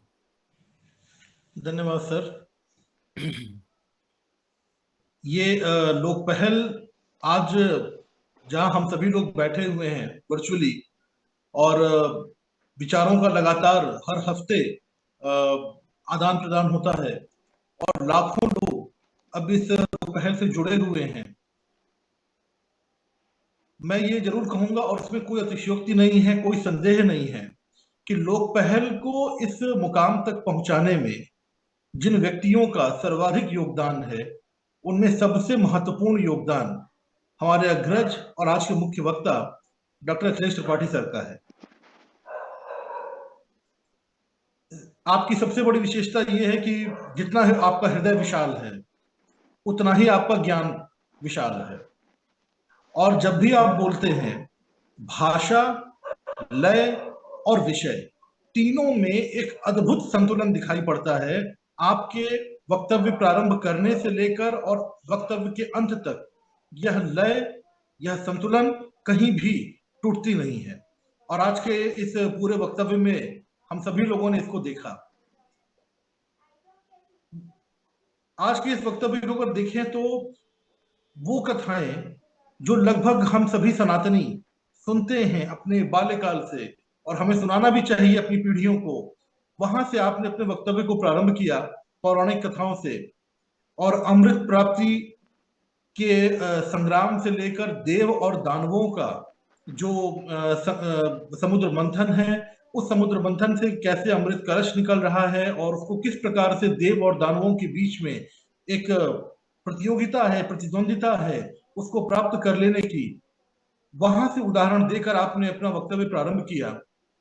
और बड़े ही सुंदर तरीके से, बड़े ही लयबद्ध तरीके से आपने इसका उदाहरण दिया कि कैसे एक ही मनुष्य के सकारात्मक और नकारात्मक दोनों चरित्र होते हैं। आवश्यकता अपने सकारात्मक चरित्र को सामने लाने की है और नकारात्मकता से बचने की है। प्रकृति और मानव के सानिध्य का जो महोत्सव है, आस्था, धर्म, संस्कृति की जो अंतरराष्ट्रीय अभिव्यक्ति है, वही महाकुंभ है। इसको आपने बड़े ही सधी हुई भाषा में और बड़े ही सरल तरीके से आपने इसका वर्णन किया। आपने खगोल शास्त्र तक की जो खगोलीय गणनाएं हैं, बृहस्पति की 12 वर्षीय चाल और उसके 144 वर्षीय जो गति के अनुसार महाकुंभ की का जो खगोलीय गणना है, उसका वर्णन भी आपने दिया। गोस्वामी तुलसीदास जी, जिनकी रामचरितमानस हर सनातनी के घर में बड़े सम्मान के साथ और स्वाभिमान के साथ रखी जाती है। महर्षि भारद्वाज, महर्षि याज्ञवल्क्य की जो त्रिवेणी तट की वार्ता है और हर सनातनी का प्रेरणा स्रोत, पूरे सनातन की जो पताका है जिसके हाथों से पूरे विश्व में लहराई, आदि गुरु जगत गुरु शंकराचार्य के द्वारा चारों पीठों की स्थापना 4 अखाड़ों के माध्यम से किस प्रकार से नदियों के महात्म के साथ, प्रकृति के साथ, त्रिवेणी संगम के साथ उन्होंने धर्म और लोक दोनों को एक किया है, एकीकृत किया है और सनातन संस्कृति, सनातन धर्म, आस्था, भक्ति को इस स्तर पर ले आए जहां पर एक ही स्थान पर एक ही विशेष समय में सैकड़ों, हजारों और बढ़ते बढ़ते करोड़ों, आज कई सौ, कई करोड़ तक लोग उस पूरी की पूरी सांस्कृतिक चेतना का जीवंत अनुभव कर रहे हैं। उसे आपने बड़े ही सुंदर तरीके से प्रस्तुत किया। प्रयागराज में कुंभ क्या है? तो कुंभ मनुष्य की जो समस्याएं हैं उनके निराकरण का कुंभ है। अमृत की अभिलाषा देव और दानवों दोनों को है और किस प्रकार से वेद, ब्राह्मण ग्रंथ, अरण्यक, उपनिषद, वेदांत की परंपरा, तत्व आधारित शिक्षा, सन्मार्ग और सहिष्णुता को समाज में स्थापित करने का जो प्रयास है वही महाकुंभ है। इसकी आपने बड़ी ही सुंदर व्याख्या की है। जन्म और मृत्यु के अंतराल का जो जीवन है, उस जीवन के बीच जो हमारे कर्म हैं, उन कर्मों से कैसे अमृत तत्व को सिद्ध करना है, आत्म मंथन से कैसे अपने पुण्य को अर्जित करना है और संसार के क्षरण को रोकना है, उसके लिए महाकुंभ की क्या प्रासंगिकता है उसको आपने प्रस्तुत किया हमारे बीच में। इसके लौकिक महत्व को आपने बड़े ही सुंदर तरीके से प्रस्तुत किया कि यह महाकुंभ क्या है, इसका लौकिक महत्व क्या है। इसका लौकिक महत्व राष्ट्र की चेतना की जागृत करने का महत्व है, एक नई चैतन्यता को जागृत करने का महत्व है और उसी महत्व की परिणति हम देख रहे हैं कि 66 करोड़ से ज्यादा लोग स्वेच्छा से आते हैं पुण्य की अभिलाषा लेकर और संगम के पवित्र, त्रिवेणी संगम के पवित्र जल में पुण्य की डुबकी लगाते हैं और बिना किसी प्रकार की भोग और विलास के वे पूरे के पूरे धर्म, आस्था, भक्ति के रंग में रंगे हुए हैं। यही हमारी राष्ट्रीय चेतना का जागरण है। राम और निषाद राज के मिलन एक ऐसी सामाजिक समरसता, सद्भावना की हमें आवश्यकता है, उसका भी विवेचन आपने किया। और अंत में आपने प्रोफेशनल मैनेजमेंट, यूथ, जो हमारे युवा तरुण भारत है, उसके महाकुंभ में आगमन, प्रोफेशनल मैनेजमेंट जो कि हमारे एडमिनिस्ट्रेटिव और हमारे जो प्रोफेशनल्स हैं उनके लिए बहुत आवश्यक है। धर्म और संस्कृति का एक पीढ़ी से दूसरी पीढ़ी में जो ट्रांसफर होना है वो कैसे होगा, वो इसी महाकुंभ से होगा। और भारतीयों के आध्यात्मिक और सांस्कृतिक जागरण कैसे होगा, वो इस महाकुंभ से होगा। और किस प्रकार से यह महाकुंभ एक युग परिवर्तनकारी महोत्सव में परिवर्तित हुआ, उसका बहुत ही सजीव, बहुत ही सरल और बहुत ही सधी हुई भाषा में आपने वर्णन प्रस्तुत किया है। अंत में हम किसी व्यक्ति के नहीं बल्कि एजेंसीज की जो डाटा थे उसके माध्यम से आपने बताया कि 6,690 करोड़ का जो इन्वेस्टमेंट है वो किस प्रकार से 25,000 करोड़ के रेवेन्यू में परिवर्तित हो रहा है, किस प्रकार से 3 लाख करोड़ से अधिक के व्यापार में परिवर्तित हो रहा है। निसंदेह रूप से यह जो दिव्य हमारा महाकुंभ था यह अलौकिक है। इसके जो लौकिक और आर्थिक महत्व है वो बहुत विशाल है। लोक पहल आपका है, आपका अपना मंच है, इसके पुष्प पल्लवित होने में आपका सबसे बड़ी भूमिका है। मैं आपका क्या धन्यवाद करूं, लेकिन फिर भी अपनी जो एक हमारी परंपरा चली आ रही है उसका निर्वहन करते हुए मैं पूरी विनम्रता के साथ अपने अग्रज आज के मुख्य वक्ता डॉक्टर अखिलेश त्रिपाठी सर को बहुत बहुत प्रणाम करता हूँ, बहुत बहुत धन्यवाद देता हूँ। साथ ही साथ आज की इस परिचर्चा के संचालन के लिए अपने अग्रज डॉक्टर हर्षमणि सिंह सर को, और विशेष टिप्पणी के लिए हमारे लिए बहुत ही आदरणीय doctor Udaybhan Singh sir, doctor Vivek Mani Tripathi sir और डॉक्टर राजीव रंजन सर को भी बहुत बहुत धन्यवाद। आज के इस पूरे लोकपहल को सजीव रूप प्रदान करने वाले हमारे प्रतीक जी को बहुत बहुत धन्यवाद। हमारे राष्ट्रीय संयोजक doctor Vijay Kumar Singh sir, professor आलोक चौहान सर, आनंद पचरीकर सर, BL आर्या सर को और प्रोफेसर संतोष कुमार सिंह सर को भी बहुत बहुत धन्यवाद। धन्यवाद सर जी। बहुत बहुत धन्यवाद डॉक्टर भावेश द्विवेदी जी, और इस मंच पर जुड़े हुए हमारे शोध छात्र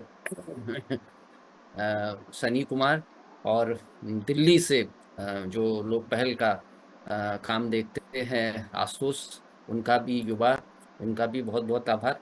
और इस मंच पर और फेसबुक पर जो भी हमें सुन रहे हैं उन सभी श्रोताओं का, जो सुनेंगे उन सभी का इस महत्वपूर्ण उद्बोधन में अपनी उपस्थिति दर्ज कराने के लिए बहुत बहुत आभार। एक बार पुनः डॉक्टर अखिलेश त्रिपाठी जी का बहुत बहुत आभार।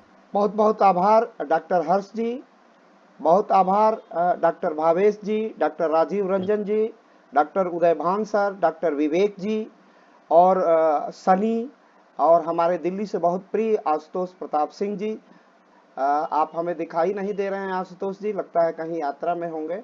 तो आप सबके प्रति बहुत बहुत धन्यवाद। आज बहुत सुंदर ढंग से समायोजन डॉक्टर हर्ष जी ने और डॉक्टर भावेश जी ने किया। 2 महनीय 3 महनीय हमारे। और मैं एक चीज बहुत आश्वस्त करूंगा, मैंने नोट भी किया है, ये सीरीज चलती रहेगी जैसा कि डॉक्टर राजीव जी और डॉक्टर विवेक जी की श्रृंखला है। तो आप दोनों से हम लोग अपनी वार्ता कराएंगे, फिर और लोगों को ढूंढेंगे। पहले अपने लोग पहले अपनी बात रख ले।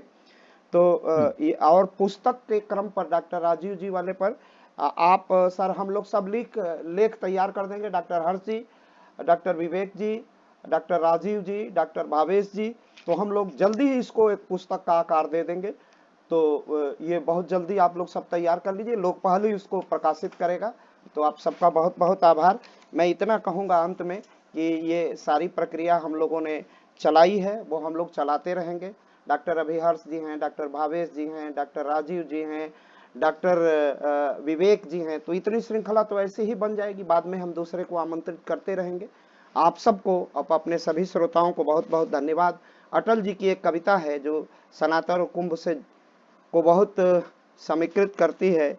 हिंदू तनमन हिंदू जीवन, रग रग हिंदू मेरा परिचय, मैं अखिल विश्व का गुरु महान, मैं अखिल विश्व का गुरु महान, देता विद्या का अमरदान, मैंने दिखलाया मुक्ति मार्ग, मैंने सिखलाया ब्रह्म ज्ञान, मेरे स्वर नभ में गहर गहर, मेरे सब नभ में गहर गहर, सागर के जल में छहर छहर, इस कोने से उस कोने तक कर सकते जगती सौरभ में, कर सकते जगती सौरभ में, हिंदू तन मन हिंदू जीवन, रग रग हिंदू मेरा परिचय। वंदे मातरम, जय श्री राम। और इसी के साथ मैं प्रतीक जी को, सभी को प्रणाम करते हुए, सभी श्रोताओं को प्रणाम करते हुए, अगले रविवार को डॉक्टर राजीव जी, डॉक्टर हर्ष जी और सबके साथ हम इस सीरीज को चलाते रहेंगे। कम से कम सीरीज में हमारे साथ जुड़े हुए जितने लोग हैं उनको अभिव्यक्ति का स्वर उनसे मिलेगा और फिर विमर्श को आगे बढ़ाएंगे। तब तक के लिए सभी को प्रणाम। वंदे मातरम। डॉक्टर अखिलेश जी। जी जी जी सर। ये महाकुंभ पर ये जो प्रस्तावित पुस्तक के प्रकाशन की योजना है, जी जी जी, तो उसमें सभी अपने लोक पहल के जो कार्यकर्ता हैं, सदस्य हैं, उनसे सबसे एक एक आलेख मंगा लें तो मुझे लगता है कि जो सर, पुस्तक लिखने का जो बिल्कुल उसमें पूर्णाहुति होगी उसमें। बिल्कुल सर, आप हैं हमारे जो शोध छात्र होंगे, जो हिमाचल से भी जो शोध छात्र होंगे, और हमारे जितने महनीय कार्यकर्ता हैं, डॉक्टर भावेश जी, डॉक्टर हर्ष जी, डॉक्टर राजीव रंजन जी, डॉक्टर विवेक मणि त्रिपाठी जी, इन सबके लेखों से ही एक पुस्तक बन जाएगी। हम एक प्रस्ताव तैयार कर दीजिए। हाँ, हम प्रस्ताव तैयार कर प्रपोजल, दे। हाँ, बिल्कुल प्रपोजल, बिल्कुल। ताकि ना उसको जी, मैं और कई जगहों पर भेज सकूं। हाँ, ठीक ठीक भाई साहब, मैं प्रपोजल तैयार कर देता हूं और डॉक्टर विवेक जी के निर्णय के अनुसार मैं कल ही एक लोक पहल की बैठक और इस विषय में हम लोगों की वार्ता हो जाएगी। और इस पुस्तक को हम, चूंकि कुंभ अद्भुत है और भारतीयता का जागरण है, इस पर सबसे पहले काम करेंगे, तब दूसरा काम करेंगे। और इस पर डॉक्टर विवेक जी की मनसा के अनुसार कल हम इस पर एक लोक पहल की एक कार्यकर्ताओं की बैठक भी रखेंगे। हाँ, बल्कि हाँ, आप जी। ठीक बोल रहे हैं, कल एक बैठक कर रहे हैं 7-8 बजे हाँ शाम जी को। जी जी जी जी, बिल्कुल बिल्कुल वही। जब आप ठीक ठीक। बताएंगे, आप हमको व्हाट्सएप पर लिख दीजिएगा कि आपके लिए सुटेबल समय क्या होगा, तो हम उसी समय कल रखें। कल है, कल कल कभी भी, अच्छा। मतलब कल परसों जी 7 जी। बजे 8 बजे कभी भी कर लीजिए। अच्छा, जी जी जी जी, सादर प्रणाम। और सभी को ठीक, प्रणाम, विवेक जी नमस्कार। प्रणाम, राजीव रंजन जी बहुत बहुत आप सबको सुप्रभात, शुभ संध्या। सनी कुमार सबको बहुत बहुत आशीर्वाद, हमारे शिष्यगण लोग हैं। और हम प्रतीक जी से निवेदन करेंगे कि इसी के साथ इस कार्यक्रम का समारोप करें।